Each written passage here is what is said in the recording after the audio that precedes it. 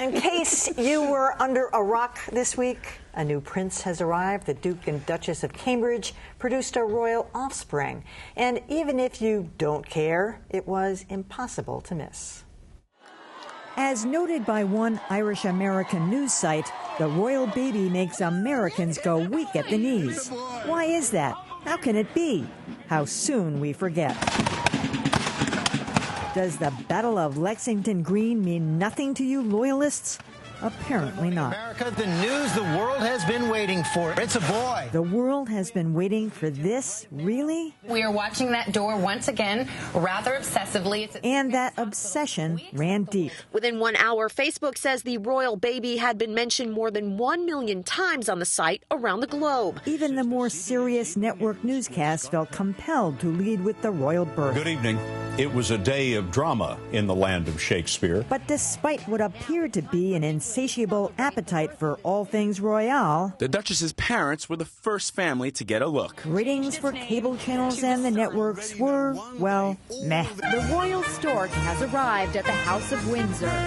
Eesh. Kate Middleton look-alike? It's very nice to meet you, Your Royal Highness. Live in London. But even the specials fell flat, which got me to wondering, as William Shakespeare might have mused, why doth the media desire too much of a good thing? All right, Marjorie, turning to you on this one. I have a feeling your Twitter account was not filled with Nate Silver, but rather the news of the birth of the royal baby. I have to say, I mean, I love this. I could not get enough. I watched Will and Kate +1, not once, but twice, but 3 times on CNN.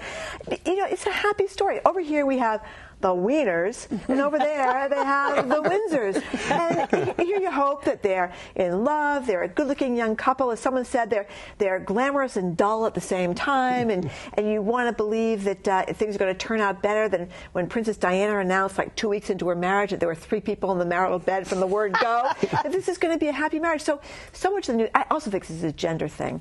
I don't think that most men are particularly riveted to birth stories in general, but I was, and it's just a happy story that we rarely get. Let's hope it's a happy story anyway.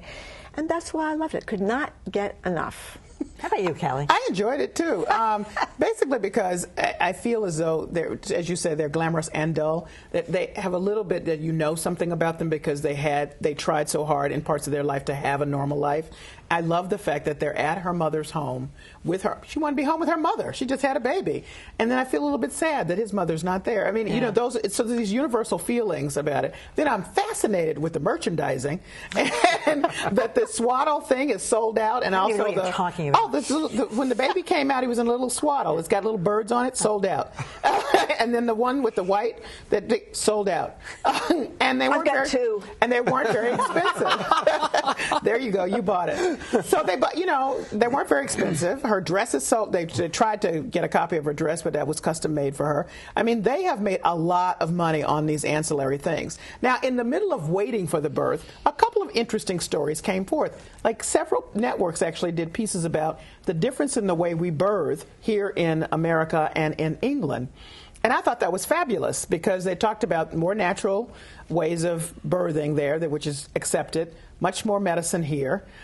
Great interview with a woman who was in the process, in labor, and they interviewed her, and they said, so they give you laughing gas? She said, but nobody's laughing. It was great. So anyway, it was interesting. And on top of that, there was a great learning moment on the cost of it, that the cost of the finest hospital, $15,000. You were in it for the sidebars. Versus 30,000. I watched the sidebars. I did watch the sidebars. They ran the announcement down in the gold-plated cover, whatever it was, to be the announcement of the birth. They had to take it down with a special Secret Service, their equivalent. Remember that down at Buckingham Palace to display it? I mean, this is great. I love that they delayed the announcement for 4 hours. Get the boys in on this. Yeah. Say it wasn't as overwhelming as I thought it would be. I didn't want to ignore it completely, and I felt like I got as much as I wanted, including the Scott Pelley newscast the other night. I did see that there was an ad network that looked at what percentage of the news attention was at in the hour after the announcement of the name was on the royal baby, and it was that 13% of American news attention in that hour after was on that, whereas only 12.6 of UK news attention was on it. So actually, the U.S. actually edged them out.